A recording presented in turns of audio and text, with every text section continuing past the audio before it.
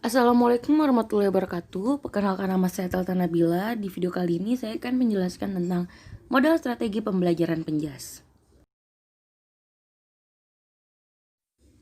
Yang pertama adalah pendekatan strategi pembelajaran menurut Sujana, yaitu ada dua, strategi pembelajaran exploratory dan inquiry. Nah, exploratory itu adalah strategi pembelajaran yang menekankan kepada penyampaian materi secara verbal dari seorang guru kepada sekelompok siswa dengan maksud agar siswa dapat menguasai materi pembelajaran secara optimal. Lalu yang kedua adalah pembelajaran inquiry merupakan kegiatan pembelajaran yang melibatkan secara maksimal seluruh kemampuan siswa untuk mencari dan menyelidiki sesuatu atau benda, manusia, atau peristiwa secara sistematis, kritis, dan logis. Analitis hingga mereka dapat merumuskan sendiri penemuannya dengan penuh percaya diri.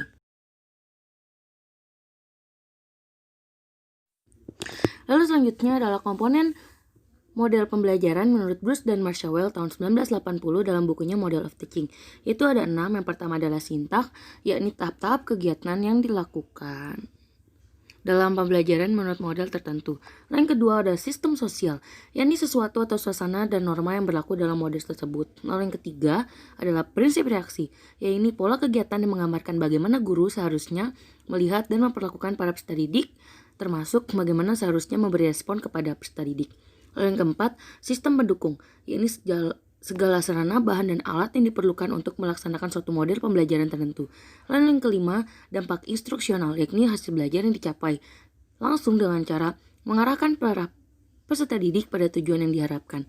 Lalu yang terakhir adalah dampak pengiring, yakni hasil belajar lainnya yang dihasilkan oleh suatu proses pembelajaran sebagai akibat terciptanya suasana pembelajaran yang dialami langsung oleh peserta didik tanpa adanya arahan langsung dari guru. Lalu selanjutnya adalah model strategi pembelajaran CSBA menurut Sujana tahun 1990. Yang pertama itu adalah model didikan atau dengar, lihat, kerjakan. Sistem ini ditemukan oleh Nana Sujana. Sesuai dengan namanya, dalam model ini terdapat 3 aktivitas belajar yang dilakukan siswa, yaitu menyimak, melihat, dan bekerja.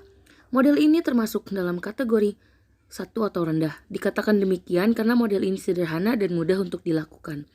Lalu yang kedua itu adalah model mengajar pemecahan masalah atau PEMAS.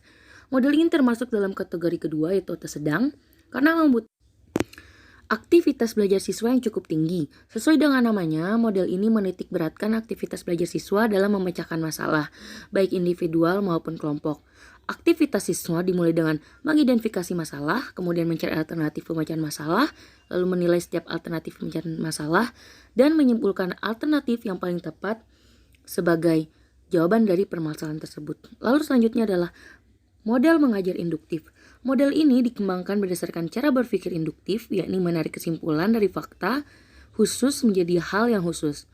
Fakta khusus artinya data dan informasi dari lapangan, sedangkan hal yang umum artinya generalisasi berdasarkan konsep-konsep dan prinsip yang berlaku umum. Model pembelajaran ini menekankan pada pentingnya pengalaman lapangan. Lalu selanjutnya adalah model mengajar deduktif. Model ini kebalikan dari model mengajar induktif. Model ini didasarkan atas cara berpikir deduktif, yaitu menarik kesimpulan dari pernyataan umum menjadi pernyataan khusus. Model ini dimulai dari pengenalan teori, konsep atau prinsip yang terdapat dalam bidang studi atau mata pelajaran, kemudian dilanjutkan dengan pengujian, pembuktian, atau penggunaan melalui praktek di lapangan dan laboratorium.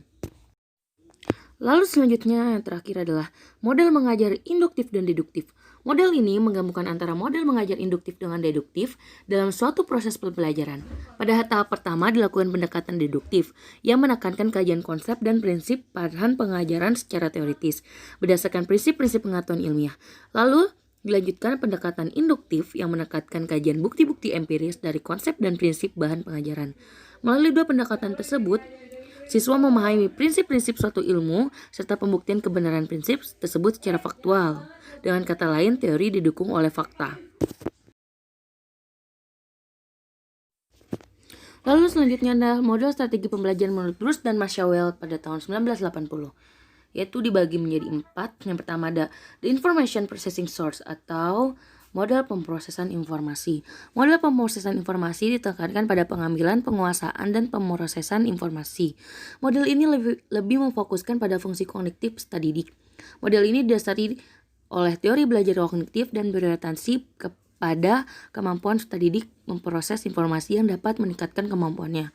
Pemrosesan informasi merujuk pada cara mengumpulkan stimulus dari lingkungan, mengorganisasi data, memecahkan masalah, menemukan konsep, dan menggunakan simbol verbal serta visual.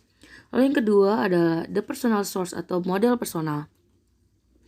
Model personal menekankan pada pengembangan konsep diri setiap individu.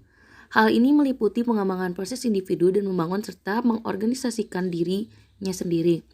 Model ini memfokuskan pada konsep diri yang kuat dan realistis untuk membantu membangun hubungan yang produktif dengan orang lain dan lingkungannya.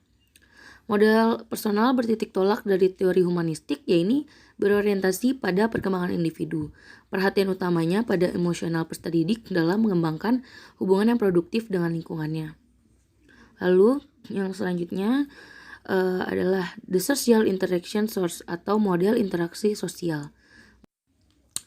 Model interaksi sosial menekankan pada hubungan personal dan sosial kemasyarakatan di antara peserta didik. Model ini berfokus pada peningkatan kemampuan peserta didik untuk berhubungan dengan orang lain, terlibat dalam proses-proses yang demokratis dan bekerja secara produktif dalam masyarakat. Model ini didasari oleh teori belajar Gestalt atau field theory. Model interaksi sosial menitik beratkan pada hubungan yang harmonis antara individu dan masyarakat. Lalu yang terakhir adalah behavior modification as a sort atau model modifikasi tingkah laku. Model modifikasi tingkah laku ini menekankan pada perubahan perilaku yang tampak dari peserta didik sehingga konsisten dengan konsep dirinya. Model ini menekankan bahwa tugas-tugas harus diberikan dalam suatu rangkaian yang kecil, berurutan, dan mengandung perilaku tertentu. Model ini bertitik tolak dari teori belajar behavioristik, yang ini bertujuan mengembangkan sistem yang efisien untuk mengurutkan tugas-tugas belajar dan bentuk tingkah laku dengan cara memanipulasi penguatan atau reinforcement. Model ini lebih menekankan pada aspek perubahan perilaku psikologis dan perilaku yang tidak dapat diamati. Karakteristik model ini adalah penjabaran tugas-tugas yang harus dipelajari peserta didik lebih efisien dan berurutan. Lalu selanjutnya adalah penjelasan tentang strategi pembelajaran penjas. Pembelajaran penjas adalah merupakan pendekatan melalui cara-cara yang akan dipilih dan digunakan oleh seseorang pengajar untuk menyampaikan materi pembelajaran sehingga memudahkan peserta didik menerima dan memahami materi pembelajaran. Yang pada akhirnya tujuan pembelajaran PJOK dapat dikuasai secara mapan oleh peserta didik. Lalu selanjutnya juga adalah macam-macam strategi pengajaran penjas. Yang pertama itu adalah pengajaran interaktif atau interactive teaching. Strategi ini benar-benar yang paling umum dalam perencanaan pengalaman belajar dalam pendidikan jasmani adalah strategi yang bersifat interaktif. Umumnya kita tidak akan kesulitan mengkonseptualisasikan strategi interaktif. Dalam tipe ini, guru mengontrol proses pengajaran. Dalam pengajaran interaktif, gerakan guru didasarkan pada respon siswa pada gerakan guru sebelumnya. Rencana guru memudahkan proses itu, tetapi gerakan guru selanjutnya didasarkan pada respon murid. Guru sangat dominan dalam strategi ini. Lalu yang selanjutnya adalah pengajaran berpangkal atau station teaching. Pengajaran berpangkal menata lingkungan sehingga 2 atau lebih tugas bisa berlangsung dalam ruangan secara bersamaan. Biasanya setiap tugas harus dilakukan dalam pangkalan yang berbeda dengan tugas lainnya, sehingga setiap tugas memiliki pangkalan masing-masing. Siswa berputar dari satu pangkalan ke pangkalan lain. Kadang-kadang pengajaran berpangkal ini disebut juga pengajaran tugas. Pengajaran ini telah menjadi strategi yang sangat populer dalam pendidikan jasmani. Jika dilakukan secara efektif, strategi ini akan menyediakan satu kerangka untuk pengalaman pembelajaran yang memuaskan seluruh fungsi pengajaran. Strategi ini dalam tataran gaya mengajar serupa dengan gaya latihan atau practice style. Lalu selanjutnya adalah pengajaran sesama teman atau peer teaching. Pengajaran sesama teman adalah strategi pengajaran yang mengalihkan tanggung jawab guru dalam fungsi pengajarannya kepada siswa. Strategi ini biasanya digunakan bersama dengan strategi lain tetapi berharga untuk dieksplorasi secara terpisah. Sebenarnya strategi pengajaran sesama dapat digunakan dengan setiap fungsi pengajaran yang sesuai, baik untuk keseluruhan pelajaran maupun hanya sebagian. Lalu selanjutnya adalah pembelajaran kooperatif atau cooperative learning. Pembelajaran kooperatif adalah suatu strategi pengajaran yang telah menjadi populer sejak diperkenalkan pertama kali oleh Johnson pada tahun 1975. Pembelajaran kooperatif memiliki potensi untuk meningkatkan pembelajaran anak, juga menyumbang pada pengembangan sosial dan afektif. Dalam pembelajaran kooperatif, kelompok siswa ditugasi suatu tugas, pembelajaran atau suatu proyek untuk diselesaikan oleh kelompoknya. Para siswa dikelompokkan secara heterogen menurut faktor yang berbeda seperti ras, kemampuan, atau kebutuhan sosialnya. Kelompok juga sebagai individu dinilai sesuai dengan seberapa baik mereka menyelesaikan tugasnya, di samping dari cara mereka bekerja sama dengan yang lainnya. Lalu selanjutnya adalah strategi pengajaran diri atau self-instructional strategies.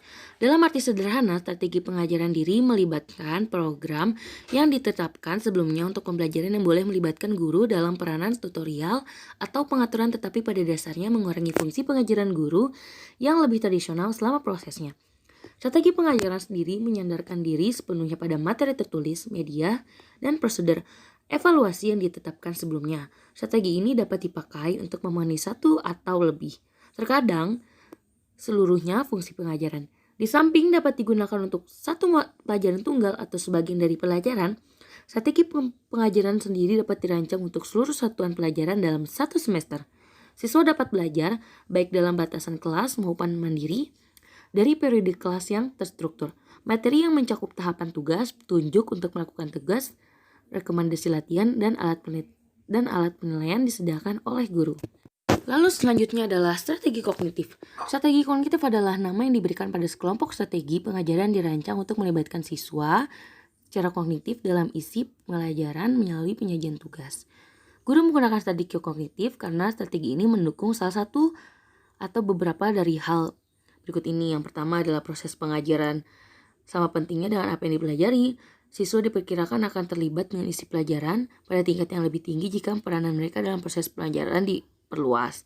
Lalu yang ketiga, strategi kognitif memungkinkan isi pelajaran lebih diindividualisasikan. Lalu yang terakhir, strategi kognitif merupakan cara yang baik untuk mengajarkan konsep kepada siswa. Lalu selanjutnya adalah pengajaran bergu atau team teaching.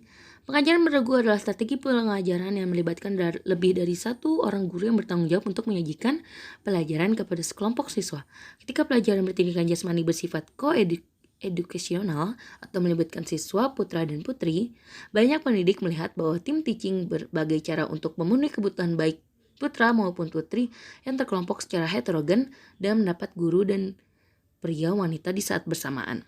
Sekian presentasi dari saya, kurang lebihnya mohon maaf. Wassalamualaikum warahmatullahi wabarakatuh.